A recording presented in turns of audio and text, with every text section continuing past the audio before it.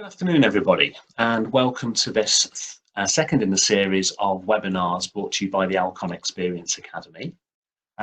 Before I actually introduce our speaker for this afternoon and the topic, I just wanted to run through some of the ways which we can interact through the session to make this interactive and more personal to yourselves. You will notice that we are on video, myself as your host, and also joining very shortly will be your speaker, Sheena Tanna-Shah. You're not on video, you might be happy to know, and you're also muted. This clearly is to stop any distracting noises.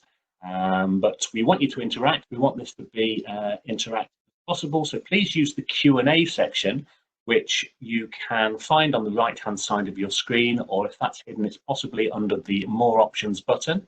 Three dots where you can post your questions.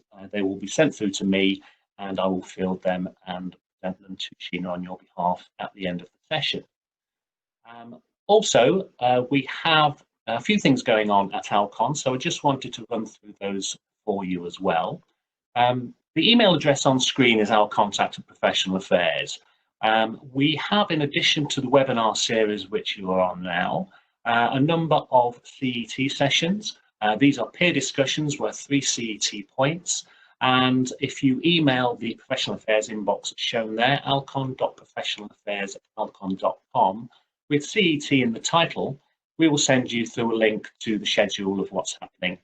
This changes on a regular basis, so keep your interest going, keep the contact through to us there, and we will keep you updated.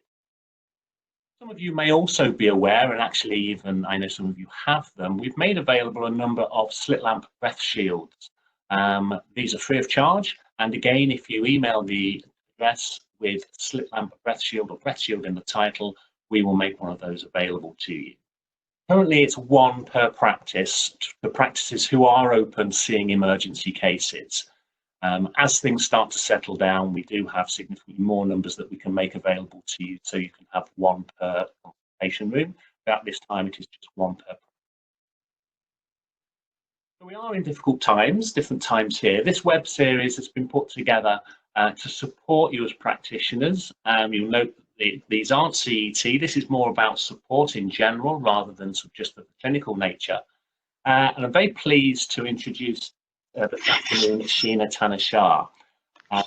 We started to make plans for this webinar long before COVID took over, and this, of course, is Mental Health Awareness Week. So very, very apt for us being able to deliver this for you this week.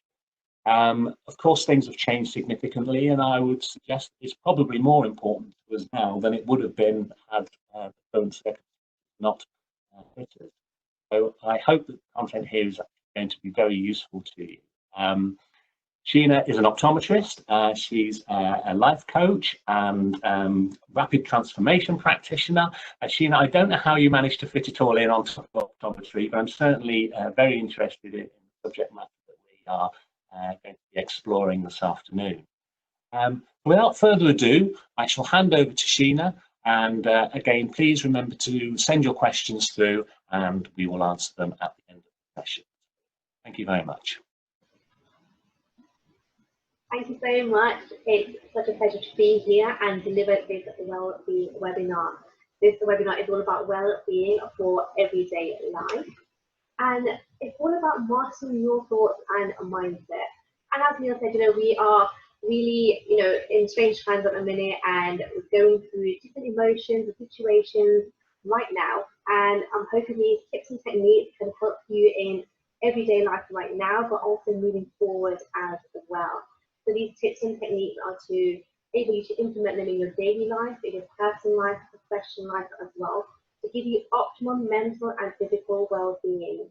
And I say personal and professional life because when you're at home or in your personal life, if you've got issues or challenges going on, chances are you are going to bring those to work. And if you've got things going on at work and situations and challenges and setbacks there maybe, then you're going to bring some of that at home as well. So I'm hoping these tips and techniques can help you every single day right now and in the future too. The key message and focus that I'm going to give you throughout this webinar is you may not be able to control what life brings you, but you can actually control how you respond to it. And for sure right now with what's going on, we can't control that. But even in life and day-to-day scenarios, there are things that we may not be able to control, but you can control how you respond to it. So before I start on my tips and techniques, I'm just going to introduce to you a little bit about me and my journey and why well-being has been such an integral part of my journey and focus right now. So my name is Sheena. I have been an optometrist for 15 years and I'm still practicing at the moment as well. Also, I run 2 other businesses. I run a plant-based treat business because I believe nutrition and nourishing your body is just as important to well-being as anything else. And I run Inspiring Success, which is a well-being company. And I'm a rapid transformation best practitioner, a mindfulness, meditation and NLP practitioner, a life coach and a nutritionist as well. I work in private schools, businesses, with individuals and families. And I'm really fortunate that I can bring well-being into optometry as well. So I coach pre-regs and help with their mindset. And I also write articles on well-being for the OT and optician as well. So why is well-being so important to me? Well, I suffered with anxiety and mild depression for a great part of my life. And it probably hit its peak when I was about 18 and at university. And I was struggling with daily challenges and I was feeling this void and this anxiety would just constantly just be there. And it hit that peak. And I nearly quit my degree and I nearly quit my life as well. It was definitely a struggle. However, with support, I managed to plow through, get my degree, and there was still this anxiety and this feeling of something not fitting in, not feeling enough that continued to stay with me afterwards as well. And it always stemmed from not feeling enough. I continued to feel like something was missing. I wasn't enough. I felt like I wasn't smart enough, or I wasn't confident enough. I wasn't the funniest person. I wasn't the most outgoing person. And the more I looked, towards other people and thought, wow, they seem to really have it together. And they're really funny and they're really clever and they're really smart, they're really beautiful, or they're really everything working out for them. It just highlighted things that were missing up for me and lacking, and showing my weaknesses. And even though I do have the external things being ticked off, what may seem like an ideal life, so I had a degree, I had a job, I had a husband, a house, eventually family, all those things are being ticked off that may, it may seem like you have the perfect life on the outside, but something was still missing inside me. I still felt this void. And I would look for maybe material things outside, or I'd look for situations and circumstances to make me feel better. So I might book a holiday in the hope that I'll make me feel better. Holiday, afternoon treat, pick-me-up treat. Or I'd always be thinking, if only my workplace was better, I'd be happier. If only my manager was better, I'd be happier. If only this was working out, I'd be happier. But these things, even though they brought me temporary relief and the holidays brought me temporary happiness and I was smiling for a few days, I went back to this void, this anxiety, this sort of cloud-like feeling that was just hanging over me. And it was only when I had my 2 girls, my 2 children, that I realized that I really had to do something about my mindset. I really had to make that difference. And be that inspiration, not just for them, but now for me as well. And that's when I realized that it didn't matter what was going on around me. It didn't matter about the circumstances or the people around me or the situation. That mindset had to change in me. I had to be the one to make that difference, and that difference had to start from me and working from inside. I had to work on my inner confidence, my inner healing, my inner peace, for me to really cope with what was ever going on around me. And that's when I started. That's when I started looking at things like mindfulness and meditation and other tips and techniques that I was sharing throughout the webinar. That really made a huge difference to me. It really transformed my mind and it had a huge transformation on my life as well. And I've had to put in that work every single day. I've had to really work on my mindset every single day. And I continue to do so now as well. It's still a journey. And it's like going to the gym. You can't expect to go to the gym for 1 or 2 days and expect you to tone up, shape up, become strong after 1 or 2 sessions. You can't expect to maybe go into a new place of work and become the expert in that place of work after 1 or 2 days. You have to continue to put that work in to get you to where you want to be. So well-being is really, really important to me. I've seen firsthand the difference it makes to me. I've seen firsthand the difference it makes to people around me. And I'm hoping some of the things I share with you today will make a difference to you as well. So this moves me on to some vital statistics. So 1 in 4 adults have a diagnosable mental health condition. And by that I mean things like stress, depression, eating disorders, that sort of thing. the one in four is quite a significant number. And often we may be thinking we're the only ones feeling certain thoughts, we're the only ones thinking certain things. But this just shows that there are so many people around us that feel the same way as us, that are struggling, going through challenges. And there's so much that we can do, just by communicating, by talking. We can really start putting this step into place to start making this difference to our well-being. And making these steps positively, whether that's a little bit of exercise, nutrition, working on mindful meditation, making changes in our day-to-day, but just working on ourselves. And we don't need to become one of these statistics. It's all about maybe prevention before cure, helping ourselves first. 57% of work-related illnesses are caused by stress. That's over half of work-related illnesses caused by stress. Things like anxiety and overwork and worry. And when I was doing some research online and speaking to colleagues and friends in the ICF profession, some of the things that were highlighted with stressors included things like isolation. So working in practice, you're isolated in a consulting room and not having maybe that quality time with other practitioners, with colleagues, and just on your own. Some of them included time restraint and not managing to fit everything in that time frame that you'd like to do. Worrying about things like complaints, getting things right, litigation, babysitting stresses. And then validation and appreciation. Often our professionals aren't feeling validated or appreciated by your team members or managers, or that's causing us to not feel good. It's really important to highlight what are your stressors, what's causing your stress, your overwhelm, your worry maybe. It's easy to maybe go home or go to work and have this irritation, frustration, anger. You may step into work and instantly these feelings of irritation, frustration, sadness might start coming into you, be triggered by the work scenario. Or even at home, you walk into your house or your home and think, these feelings of anxiety start to come over you. Or what's causing that? What's your reason that's causing overwhelm? And if we don't check into our emotions, the sadness, the anxiety, the overwhelm, the worry, if we don't check into these emotional feelings, then they will escalate. And if we don't kind of release from them, the support from them, or check in with ourselves, then they start leading into physical symptoms. The emotional symptoms then turn into physical symptoms, things like headaches, migraines, IBS, insomnia, nausea, muscle tension. It's your body's way of saying to you, hang on, I'm giving you these emotional cues, so you keep having to keep on going through, you don't have to make it stop physically. And when do you normally stop? When we've got something physical going on with our body. That's when we stop to reset and think about things. If you have a headache, you may not be physically conscious of stopping. And worst case scenario, you'll have high blood pressure or heart attack. That's when you're physically forced to stop and re-evaluate and think, what's going on, what's caused this? And we do something about it. But let's not get to those stages. Let's work on our well-being right now and do something about it. And the best analogy I can give you is when you're on an aeroplane and they tell you to put your own air mask on first before helping other people. And that's because they want you to be in the best position you can be in serving other people. It's about serving yourself, being at your best optimal mindset, mentally and physically, so that you are able to give to other people, so that you'll be able to work productively and positively in your day-to-day life. So this brings me on to something that's made a huge difference to me, and it's something I practice every single day, and it becomes second nature.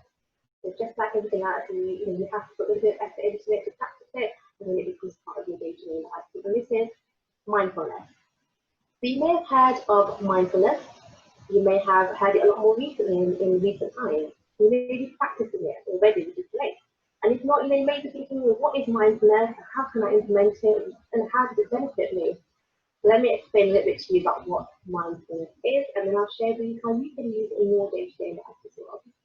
So mindfulness is something you can practice anywhere, anytime, all day long if you want to. Or you can just practice it here and there, and as I said, it becomes part of your day-to-day routine. So mindfulness is all about being aware and engaging all your senses into the present moment. So you really just focusing all your attention on that present task that you're doing right now. So often we're thinking about past thoughts or future thoughts. You are either living in regret mode, the past mode, thinking about what I could have done, what I should have done, what I could have done last week, what I should have done last night, all the things that are going on in your mind from yesterday, the last hour, last year. Or you're thinking about future mode, worry mode, anxious mode. I've got to do this tomorrow, I've got all these meetings to go to, I've got to make the dinner plan, I've got to speak to my manager, I've got to get through this next week, tomorrow, the next day, next hour, the to-do list. But this is all about letting go of the past thoughts, future thoughts, and really being present right now. And because our mind is so inundated with thoughts in the past and the future, we're not giving that much attention to what we're doing right now. For example, I could be talking to you right now, and you could be listening, but you may be scrolling on your phone or doing something else, maybe not. Or you could be watching TV, and that's the normal time when we're watching TV and we're going on our phone. We could be eating dinner and thinking about the rushing up. We could be talking to colleagues, but not really listening. We could be talking to colleagues and thinking about our to-do list or things we've got to be doing while talking to somebody. How many times have you driven somewhere from A to B and not realized how you got there and it's been on autopilot? Because your mind's been inundated with so many thoughts that you left pretty much the car drive itself to where you need to be. You're not giving 100% to what we're doing. And we're missing out on experience, we're missing out on giving our full attention, we're missing out on really being motivated by what we're doing first.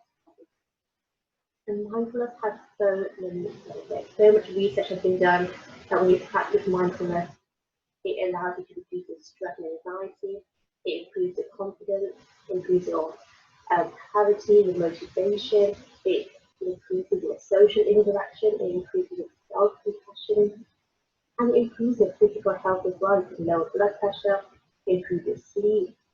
So many benefits when you practice mindfulness.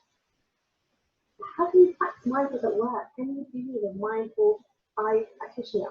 Absolutely.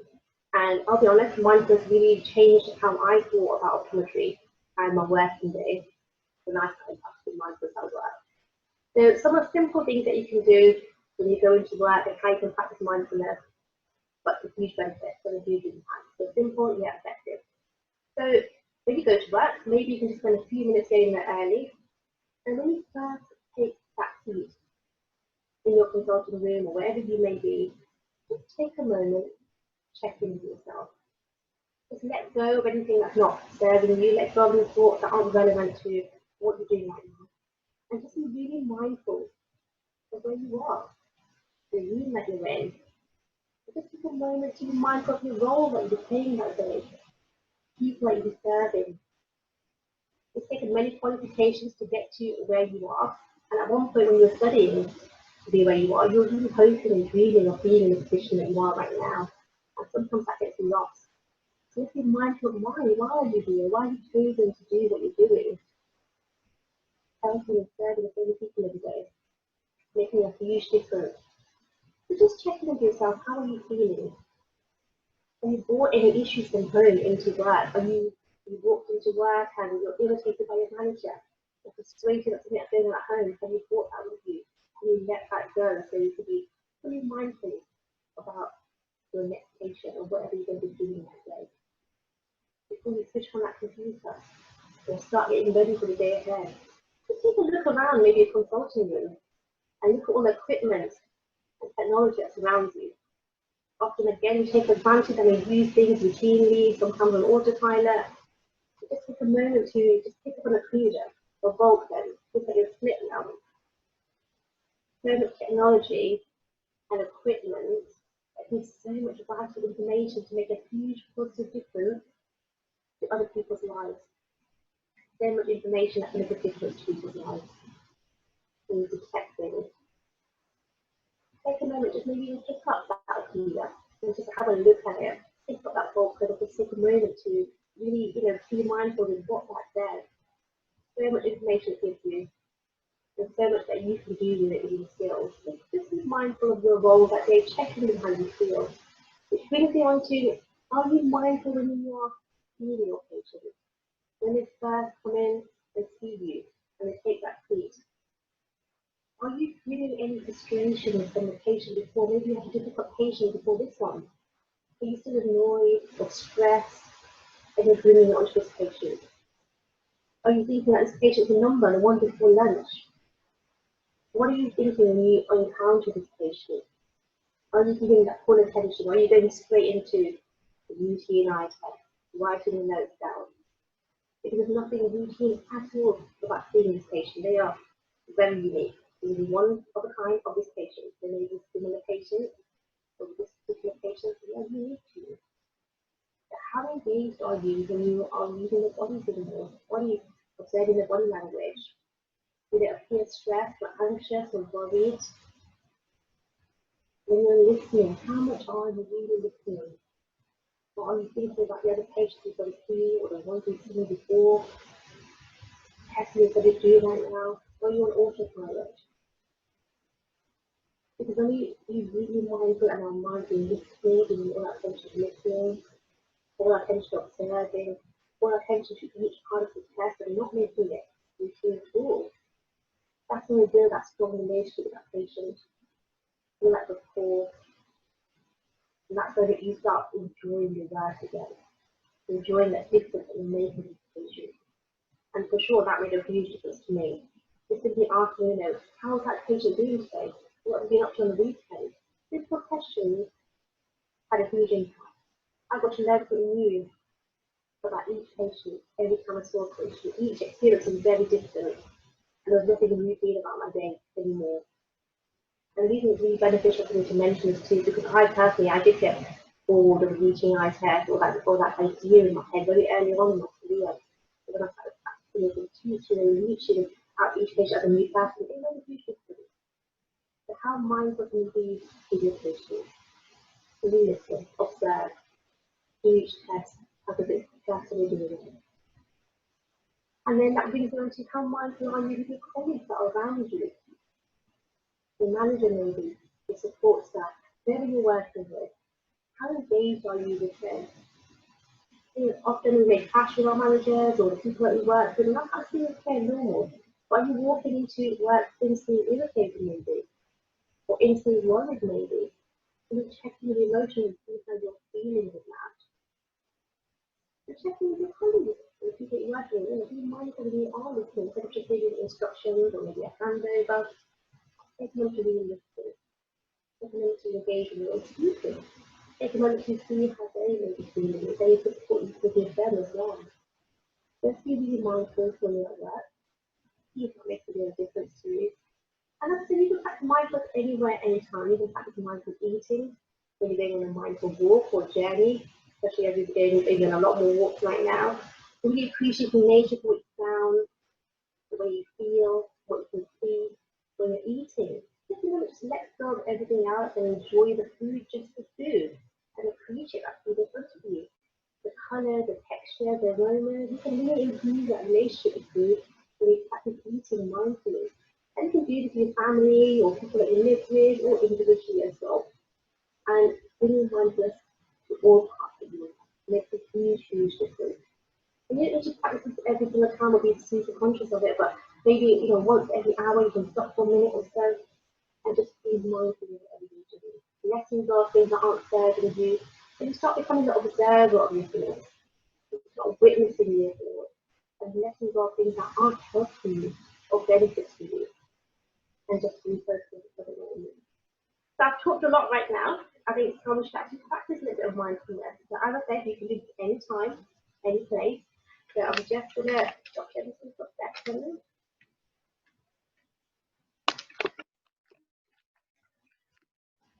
Okay, so mindfulness is, like I said, practice anytime, anywhere. So whether you are seated right now, or standing, or wherever you are, whether you're in the lounge, the kitchen, bedroom, doesn't matter. All I want you to do right now is just take a few breaths in and out, just to relax you, just so you feel grounded. And we're going to practice some mindfulness just where you are. The key thing to remember throughout this step is any thoughts that come into your mind, and they will, so don't allow any judgment for that. That's absolutely okay. When they do come in, just observe it and then let it go.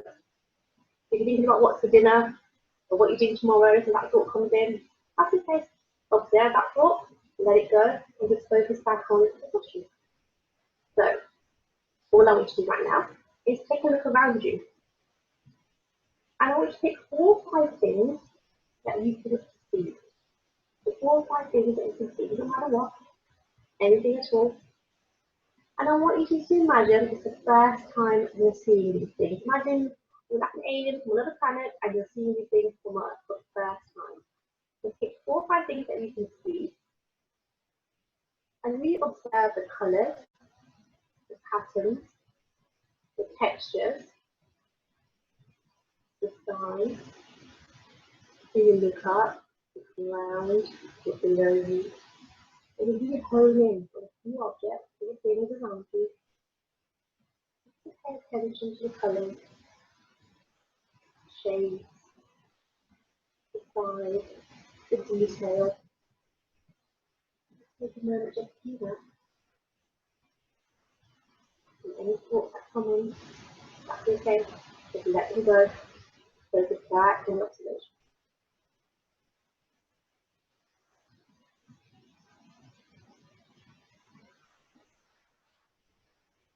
And now, I want you to pick up 4 things that you can feel. And this is feeling or either emotion or touch.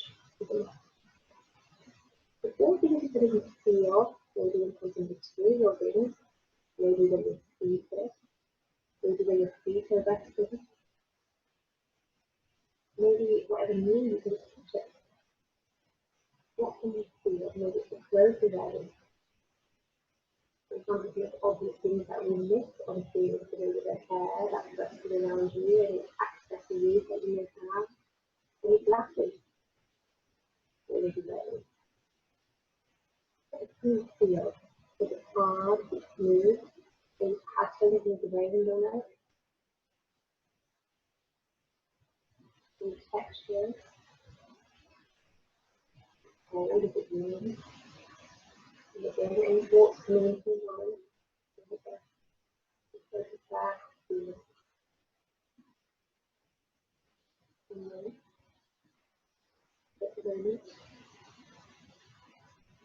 3 things that you can feel. So what can you feel around you? And you may want to close your eyes if it's not just it enhances that sound. So what could you feel? Any hard around you, any birds, any breath, any vibrations, maybe you know anything, anything else.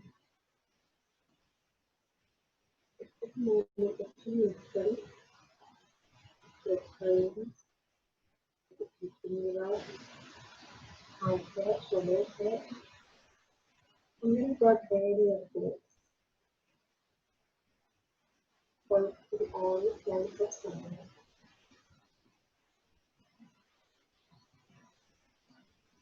And then, this moment, see what you smell. If you get a tricky one, just give it a go. What can you smell around you? And you've got any scent, candles, in the kitchen. And sometimes with practicing, you can actually just light a candle just to start with something that's a feeling of smell. Now, I want you to really be able to focus. And then you can close your eyes. Maybe it's a personal burn. Maybe it's on your body. Whatever it may be. What can you smell around you? And then just finding one. What can you taste? That one thing can you taste. And again, you may want to close your eyes here. What can you taste around the mouth? Put your mind with anything.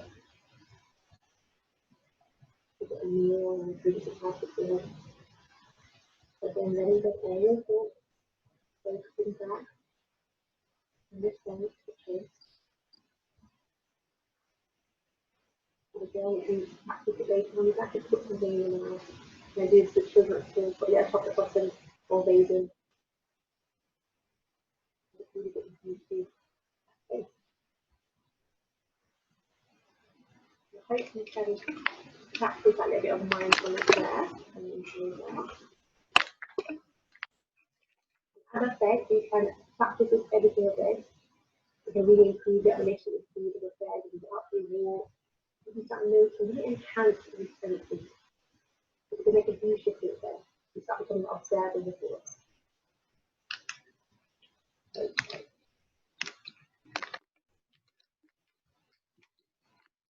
Alright, so this brings me on to breathwork. Now, breathing is vital, absolutely, allows us to survive. But it's how we breathe, that's the crucial thing. And they say, you know, you can survive 3 weeks without food, 3 days without water, and approximately 3 minutes without breathing. So breath is vital, it's how we breathe. So just a very quick demonstration on how you may be breathing. All I want to do is put one hand on your chest and one hand on your stomach. And just breathe normally. So one hand on your chest, doesn't matter which one hand on your stomach. And just breathe slowly. And then I just want you to just check in with yourself. And just ask which hand is moving more. Is it the hand on your chest? Or the hand on your stomach? Which one's moving out there? The chest or the stomach? So if your hand is moving more to your stomach, it's a sign that you're doing something called deep breathing, belly breathing, abdominal breathing. If your hand is moving to the chest, it's absolutely okay. It just means you're doing something called shallow breathing. And a lot of us right now are doing shallow breathing. And all that means is we're breathing in our chest and our breath is quite short. It's getting the chest and the lungs going back out quite quickly.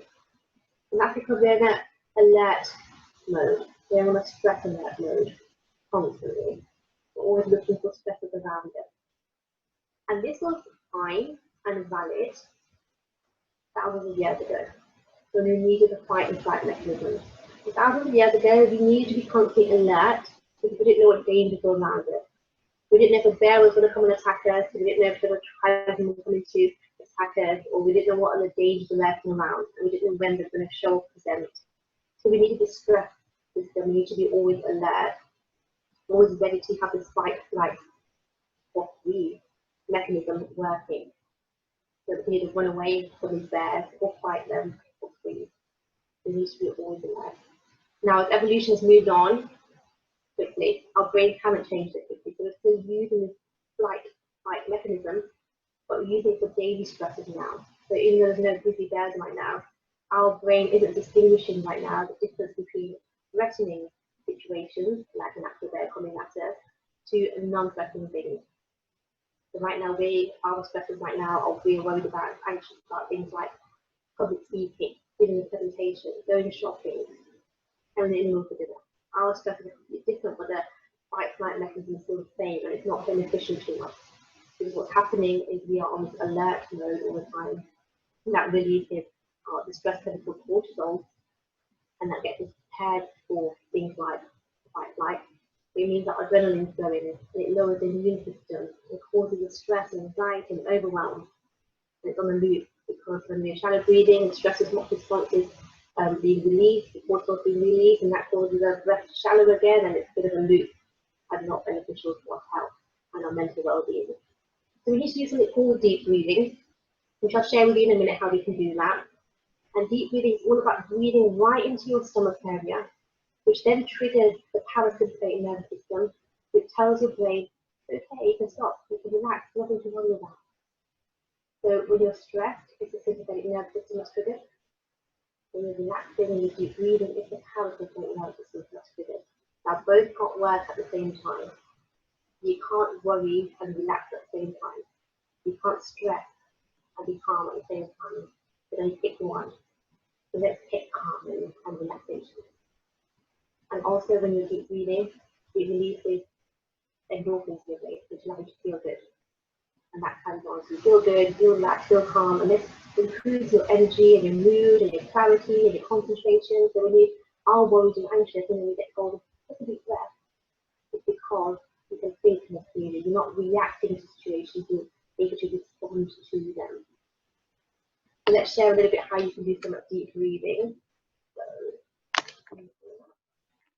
Okay, so when you're deep breathing, and you have to be conscious and mindful of deep breathing, what I want you to do is link your hands like this and just pop it in your stomach.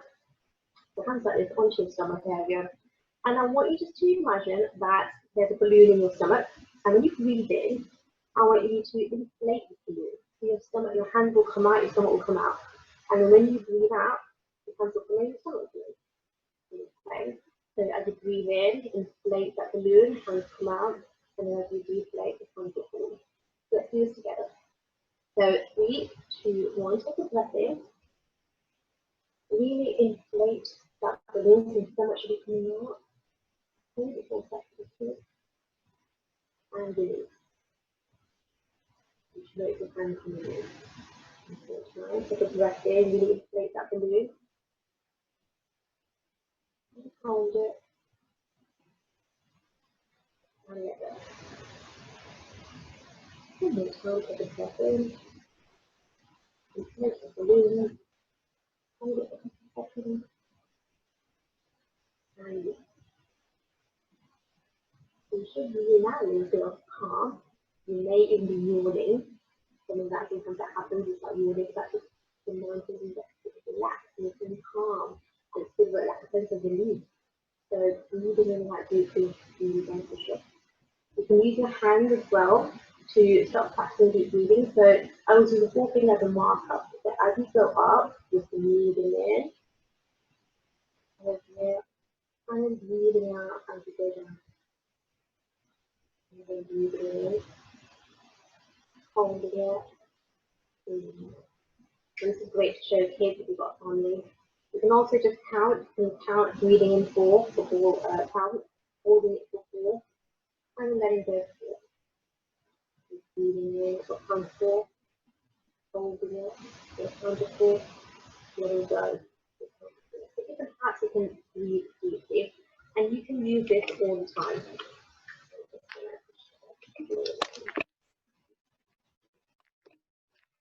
So you can use deep breathing all the time, and when you're going into work, maybe just take a few deep breaths. So whatever you've got at home going on, maybe just let it go. When you go into work, maybe you're triggered by the work situation or the people around you, take a few deep breaths. That's a great time to do it. Maybe before each patient, take a few deep breaths. When you go home, take a few deep breaths. Any situations going on around you, maybe you're going shopping, you've got an event coming up, you've got to do a talk or a meeting. Again, be mindful just before you start, just take a few deep breaths, and that will calm you down and help you relax, give you that clarity, concentration, and attention to focus on what you're doing in a rational way. You're not alert and thinking of stress and worries and overwhelmed or things going on. Keep breathing, all of that reduces the concentration. Okay, so moving on to the next one. Okay, so another one that I like to work on, and again, I practice every single day, is meditation.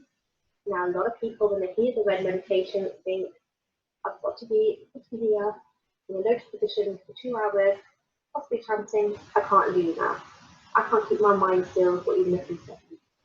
I'm here to tell you that each and every single one of you can absolutely practice meditation. And it's for meditation practice, it's not meditation perfection, because it is about practicing. And it is about just giving it a couple of minutes a day. So what is meditation? How is it different to mindfulness?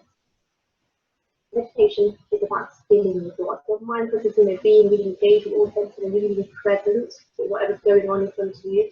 Meditation is about being still. And you've got to take that time out to practice meditation. So just taking a couple of minutes out of the day, whether it's the morning or evening, and being seated for this. So you've got to give that a little bit of time to do now.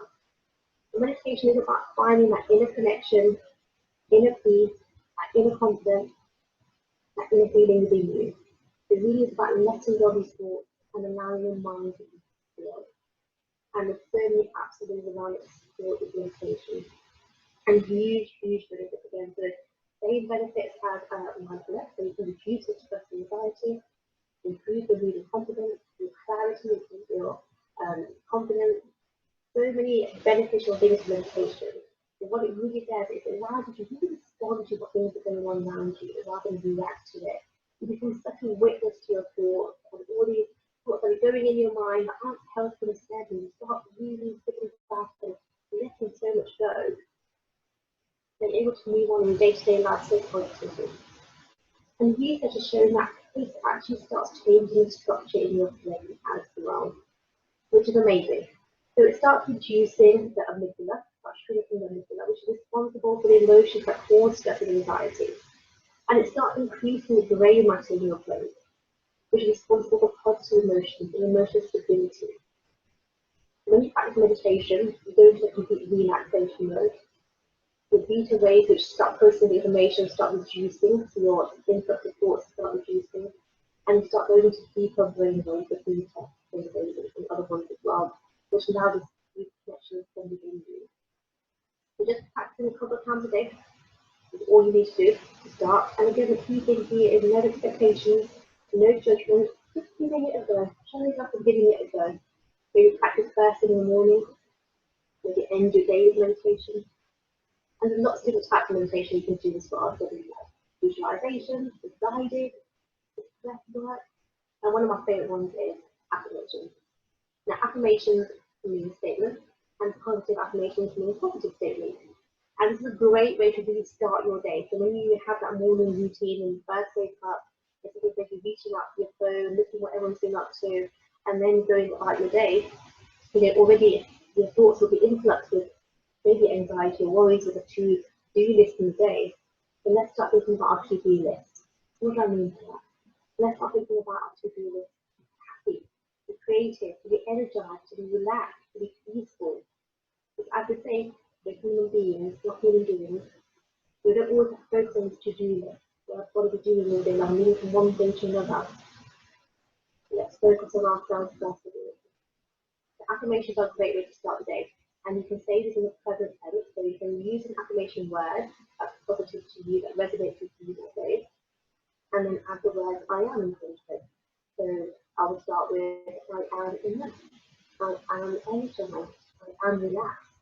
I would say it in the present tense rather than I'm going to try to be relaxed today, because your brain thinks going to try, that sounds like a lot of effort and hard work. I'm not going to do that. So when you start focusing on that present motion, your brain thinks it's actually happening. Your brain works in the present setting. So for example, when you're watching a movie or something like this, and it's an emotional movie or a scary movie, you start feeling the same emotion that if you're actually in the movie. And that's because your brain thinks it's actually happening. It can't distinguish between fantasy and what's going on in reality. So when you start telling your brain, I am these things, even if you're not feeling it 100%, your brain thinks, oh, I am these things. So your thoughts are becoming your actions, and then your actions start becoming your reality. And a quick trick that you can practice later on is if I said to you, just smile for 8 seconds, just smile like this, and for 8 seconds, you'll start feeling that you're a bit happy, because when you think, oh, I'm smiling, I must be happy. I'm going to start releasing happy chemicals. I'm going to become happy. I am happy. So give it a go. Affirmations. Start your day with an affirmation. Maybe you start the day when things aren't going your way, maybe, or you're having a setback. Remember, I am calm. I am inside. Take a few breaths with it. The breathing in, I am. Breathing out, I am. I am enough. Breathing in. Breathing out, I am enough. So meditation, affirmation, something for you to give it a go. As I said, only a couple minutes to start with. You just have to show up, give it a go. No judgment, no expectations. So this moves me on to my final message, and this is all about gratitude. And gratitude plays a huge part in day-to-day life, and it makes a huge improvement in how we feel and our mentality, so keeping that positive mindset.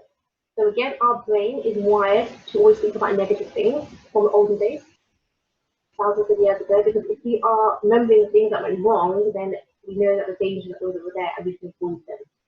So for example, my friend got eaten by a tiger many years ago, and you should remember that, so I don't go to that same place and I don't experience that same ending. You know, negative things are important to remember back then. So now we can change our neural pathways in the brain to start thinking positively nowadays. So what usually happens is something goes wrong in the morning, this goes wrong in the morning, things are always going wrong in the morning, things always go wrong for me, and we start attaching emotions and stories to our feed all day long, and we can tell a dialogue that we give ourselves isn't helping, isn't beneficial to us. If we start picking out the positive things in the day and looking for the good things, then our brains constantly get wired in that our day was good, something good came out today. Even if a few things went wrong, that was okay. Still focus on the good things, what you learned that day. And you feel good, you feel good at the end of the day. So if you had a really busy and stressful day, if you've got things going on, your brain will automatically start looking at what things go good though. Let's find the good things as well, and not feel these emotional stories attached to when you're doing it. So how can we practice gratitude? Having that gratitude attitude is one way. So, what did go well today? Let's make a note. Let's try and think of things that went well. Always looking for the good things in the day. And things are going to go wrong, that's for sure. And things will go up and down. Life is a roller coaster, as we say. But when you look at the heart line when you are alive, it's up and down. And that shows you're living life, and it's up and down. It's not flat. And that's okay, that's what it's supposed to be. Life isn't up and down. It's like how you respond to that. So being grateful allows you to respond to what's going on. And when things are going down, that's okay. Embrace that. But think of it this way: what have I learned from that? What can I benefit from that? How can I change and improve from that? So having that gratitude attitude, looking for the positive in the day, and if things go wrong, that's okay. What can I learn from it? How can I make things better? You can use something like a gratitude tree. That's something I do with my family. So we have a tree drawn out and we put leaves on it. And each leaf will have something that you're grateful for. And you can continue to add to this tree and this tree grows. You can stick leaves on it, they can draw them. So I'm grateful for sunshine, I'm grateful for the water it has today. You can also keep this as a journal. So some of you may have a gratitude journal, but basically a notebook, and you're writing things down every single day that you're grateful for. So 3 things. Now, this can become sometimes a bit of a routine and just write things for the sake of writing it. The key thing here is writing why. Why are you grateful for those things? So it could be friends, family, coffee. That'd be my one maybe. Why am I grateful for coffee? I love how it wakes me up in the morning. I love the smell of it, the aroma it gives me, the taste it gives me. It's something I look forward to, and I really enjoy every sip of it. That could be my why. Always put the why next to what you're grateful for. So having that journal. Gratitude communication. How often are you telling people around you and grateful for them? So for example, we're very quick at picking up people's bad habits or criticizing people. How can I actually complimenting or praising people? Especially not in family. We pick up their habits, and they never put their dishes in the sink, or they never pick up their laundry, and they don't do this, and there's more attention to bins, or whatever it may be. But how often are we giving them a praise? So thank you for that coffee in the morning, or that meal was great, or I really could do with that hug right now. Great, thanks so much. How far are we actually praising people? Complimenting, even that word. When's the last time you actually praised your manager, your staff, or your employees, and your colleagues? When's the last time you said, thanks, I was a bit hungover. Thanks for putting me out in that situation, it's such a huge difference to me. Can we actually make a conscious effort to really feel that feedback to people, to make them feel good? And then last thing, number 5, reframing that negative situation. So our mind is, so much these negative things, but let's reframe these negative things. How can we reframe them? So, you can think, I've got a diary full of really complicated and challenging patients today. That could be a thought. I can reframe that to, I'm so grateful for all the skills to deal with these variety of people and make a huge difference to their life. I've had a bad morning. I always have a bad morning. That thing happens to me all the time. Actually, I had a bad morning today, so maybe woke up late. That's okay. You can change that for tomorrow, and the rest of the day doesn't have to be impacted by what went on today, what no one did. I had a flat tire today. Everything's going wrong again today. I'm going to get late, I'm going to get in trouble. I had a flat tire, that's okay. I can fix that, and I can move on. Thank God nobody got hurt and it wasn't much more serious than it was. I can't get on with my manager, I can never go on with my manager, she always irritates me, they always irritate me. This is never going to work. Let me check in with myself. Actually, then you get something my situation. Can I actually make a difference to my manager's life? Can I buy her a coffee? What can I do to make a difference? Maybe she's struggling, or they're struggling, he's struggling. Can I help you? Can I offer support? Actually, I want to do that today. I want to offer my manager some support today. I'm going to really work this out. I want to go for a coffee. I want to surprise both of us and ask them for a coffee to make that decision. Start changing the thought process, reframing these thoughts into something positive. So I really hope that this benefits you. I really hope you can practice a bit of mindfulness, a little bit of meditation, some breath work. Start looking at and checking in with yourself, because everything starts from you. You can make that difference. It's not about if that was different, if my work was because my mind was better, if people at home are better, my kids will see things, whatever it is. You can't always change things that are going around you, but you can start that change and make a difference. You start with you. So can you make that change and start doing something for you today? And practicing a little bit of mindfulness, being more conscious and observing of your thoughts. Practice it, filling your mind with inner confidence in meditation. Choosing some affirmations to guide you in that day, read gently and read around you. Practicing a bit of gratitude, looking for the good things, working on things that don't go so wrong and learning from that. Opportunities to grow. So I hope you found this beneficial. Thank you so much for listening. If you have any questions at all, then please, by all means, I'd love to hear from them, and do email me as well, or get in touch with me. I'd love to hear from you. And I hope you can start making these positive changes to your mental and physical well-being every single day from now and moving forward. Excellent. Thank you so much, Sheena. We do have a few questions just to come through, and I'm actually selfishly going to ask one myself first of all. Yeah. I've been an advocate of breath control and the exercises for a long time, but I think, like many people, I find that it's as a result of something happening, so I'm reactive to the situation or the stress. Do you have any tips for people that will help us sort of make it more of a routine practice, so that it can be a proactive activity rather than reactive?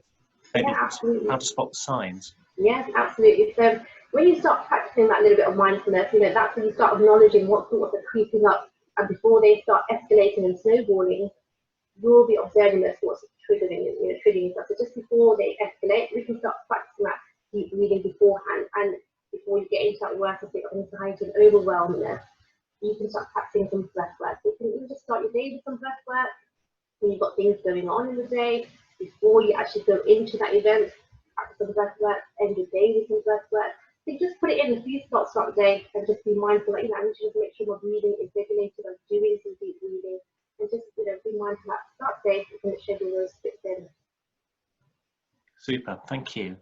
Another question, do you have any tips for dealing with other people's negativity? Maybe when you yourself are feeling positive, but aware that other people's moods are dragging you down with them.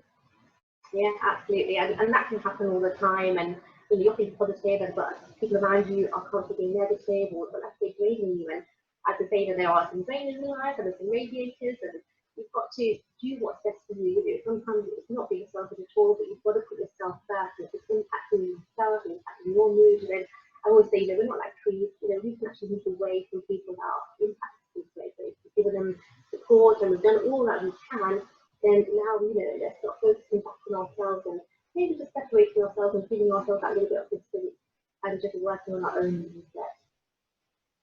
Very good. Yes, thank you. Further question here, perhaps a little bit more personal to yourself. What made you realise that you needed to make the changes in your everyday life? I think for me is when I had my children, and even my mood just wasn't changing, and I just was ending every single day in tears, and I was going to work feeling anxious, I was going home and I feel anxious, and I had to do something because I had 2 little people in my life now, and I had to make that change for them as well. So that was my trigger, and the minute I started, noticing that, to be honest with you, that's when everything else started changing in my too. My whole work changed, my attitude to work changed, my attitude to my home life changed, and once I becoming as a person, just started evolving and transforming. So for me, my trigger for sure was my children. Wonderful, thank you.